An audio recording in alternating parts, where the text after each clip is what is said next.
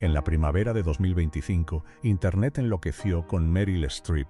Los titulares sobre su salario en El Diablo, Viste de Prada 2 estaban por todas partes. Travis Kelce la mencionó en un podcast y revolucionó el algoritmo. Asistió a la gala del Met de 2026 y las fotografías se viralizaron. Jimmy Kimmel la invitó a su programa y el video se convirtió en uno de los momentos más vistos del año en la televisión nocturna. Millones de personas buscaban su nombre cada semana, preguntaban su edad, analizaban su monólogo de Miranda Priestly fotograma a fotograma y debatían si ella y Martin Short eran pareja en la vida real. Parecía que el mundo entero estaba de repente obsesionado de nuevo con Meryl Streep, pero casi nadie se hacía la única pregunta que realmente importaba: ni cuánto ganaba, ni con quién salía, ni qué acento perfeccionaría a continuación. La pregunta que nadie se hacía era: ¿de dónde sale una mujer así?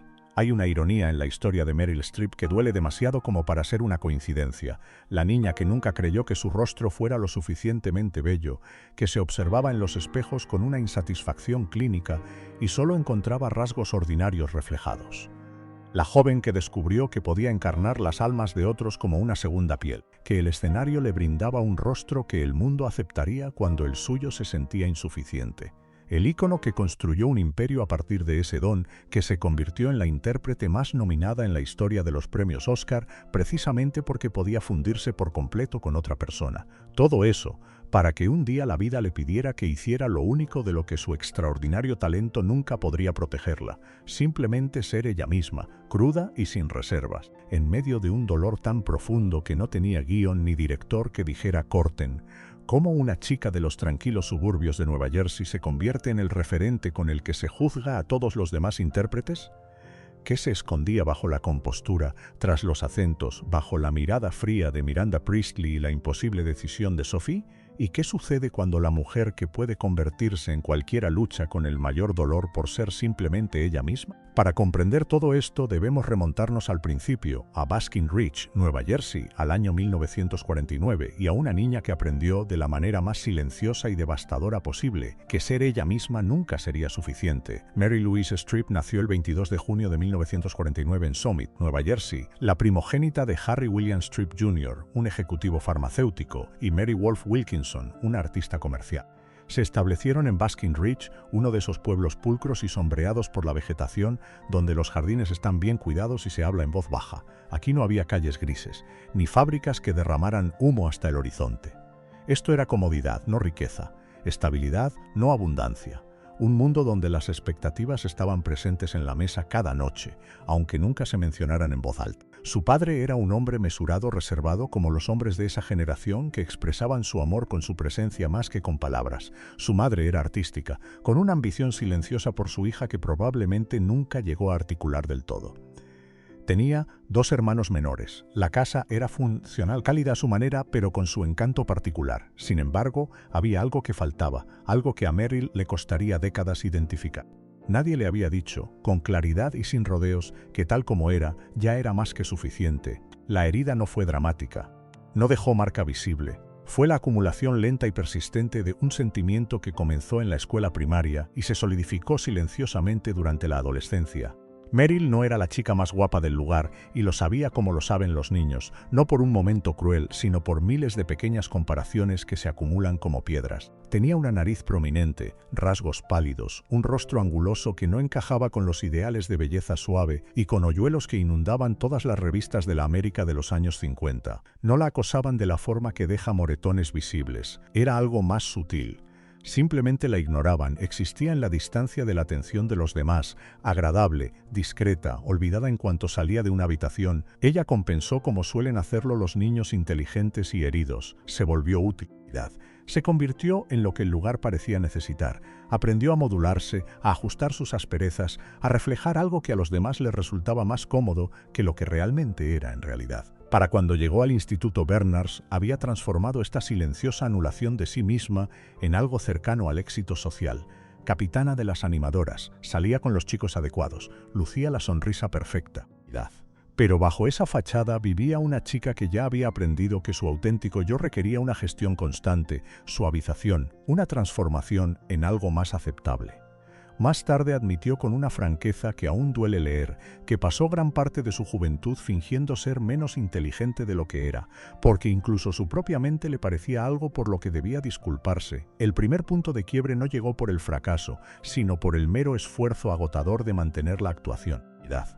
A los 17 años, la arquitectura social que había construido con tanto cuidado empezaba a sentirse como una asfixia, y en algún lugar dentro de esa asfixia algo se abrió lo suficiente como para dejar pasar una luz completamente diferente. Entró en una obra de teatro escolar casi por casualidad. Los detalles de lo que la impulsó a cruzar esa puerta son ahora borrosos, incluso en su propio relato, pero lo que sucedió cuando pisó ese escenario por primera vez no es borroso en absoluto. Es, según todos los testimonios que ha dado, el momento más claro de toda su vida. Ji, cuando pronunció su primera frase como otra persona, sucedió algo extraordinario. La timidez que la había atormentado desde la infancia, la constante conciencia de su propia insuficiencia, simplemente se desvaneció. En ese escenario, con el nombre de otra mujer, fue libre. Aún no era talento, era reconocimiento, la silenciosa y absoluta certeza de haber encontrado el único lugar donde no se requería ser ella misma. Solo Meryl Streep era libre cuando fingía ser otra persona. A los 17 años, con una sed de conocimiento recién descubierta que no podía definir, Meryl Streep solicitó ingreso al Vassar College y fue aceptada. Estudió teatro con la intensidad de quien ha encontrado no solo una pasión, sino una vía de escape. Tras graduarse en 1971, fue aceptada en la Escuela de Arte Dramático de Yale, uno de los programas de actuación más prestigiosos de Estados Unidos. Llegó a New Haven con una sola maleta, apenas dinero y una convicción tan absoluta que rozaba lo religioso.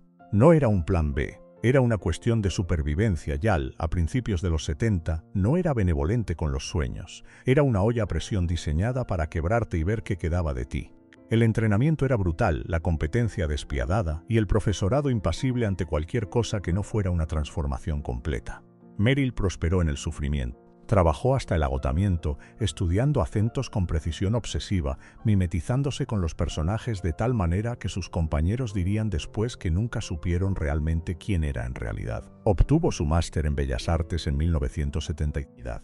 Para entonces, ya no era Mary Louise de Nueva Jersey, se estaba convirtiendo en la mujer que podía ser absolutamente cualquiera.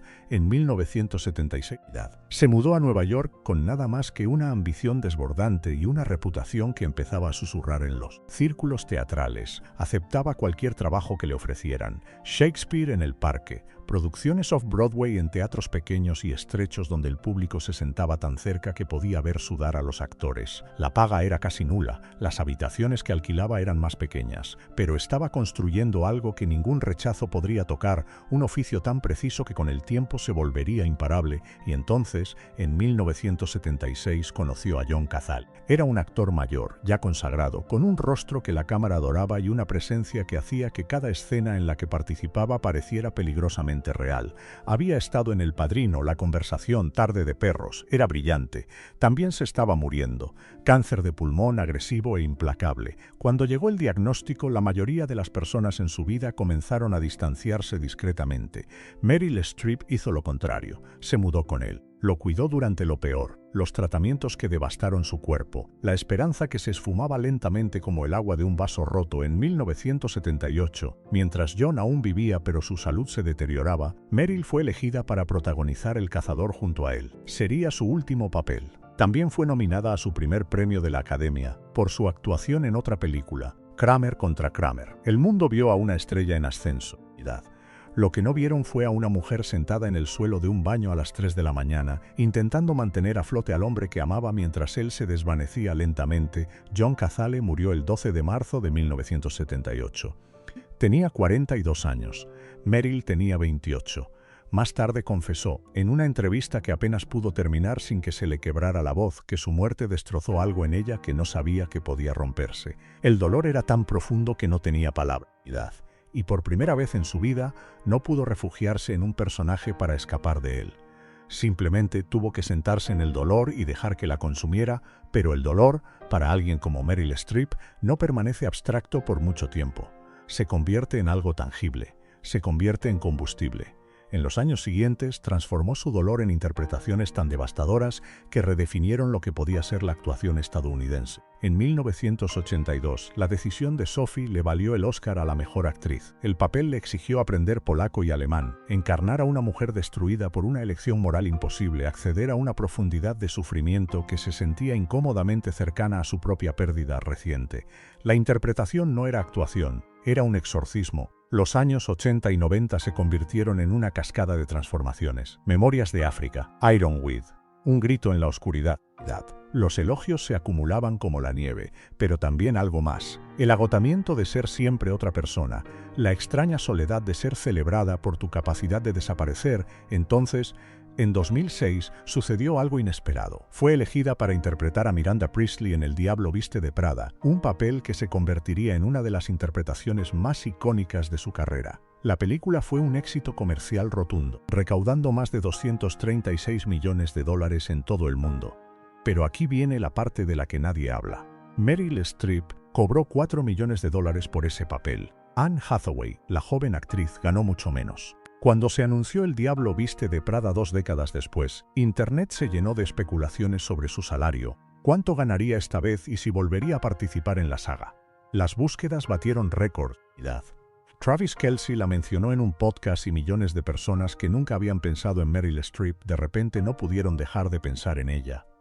Apareció en el programa de Jimmy Kimmel y el vídeo se hizo viral. Asistió a la gala del Met y se convirtió en un meme, pero detrás de todo el revuelo, detrás de los titulares sobre su salario, las menciones en podcasts y las fotografías de la alfombra roja, seguía estando una mujer que había aprendido de niña que ser ella misma no era suficiente. Ahora tiene 75 años. Ha sido nominada a 21 premios Oscar, un récord. Ha ganado 3, domina más acentos de los que la mayoría de la gente oirá en toda su vida. Ha interpretado a Margaret Thatcher, Julia Child, una rabina, una bruja, una estrella del rock y una presidenta. Se ha mimetizado con tantas vidas que su propio rostro se ha vuelto casi irrelevante. Sin embargo, en entrevistas recientes, algo ha cambiado. Ahora habla con una vulnerabilidad que antes habría ocultado sobre el precio de tanta desaparición, sobre lo agotador que es estar siempre actuando, incluso cuando las cámaras están apagadas, sobre cómo está aprendiendo por fin, a los 75 años, a ser simplemente Mary Louise de Nueva Jersey sin disculparse por ello, desde la niña que creía no ser suficiente hasta la mujer que se convirtió en todo. El legado de Meryl Streep no son los acentos, ni los premios, ni el inolvidable monólogo de Miranda Priestly que aún circula en las redes sociales. Es la prueba de que puedes pasarte la vida huyendo de ti misma y, aún así, de alguna manera, encontrar el camino de vuelta a casa. Que los papeles que interpretamos no nos definen. Que debajo de cada actuación, por impecable que sea, hay un ser humano que solo quería ser visto. ¿Qué lección te llevas de la historia de Meryl Streep? ¿Cuántas versiones de ti misma has interpretado antes de sentirte lo suficientemente segura como para parar? Comparte tus reflexiones a continuación y suscríbete para leer más historias de quienes transformaron sus heridas en arte. Porque, al final, como dijo la propia Meryl Streep, el gran regalo de ser actor no es poder ser otra persona, sino aprender, una vez que te quitas el disfraz, a ser tú mismo.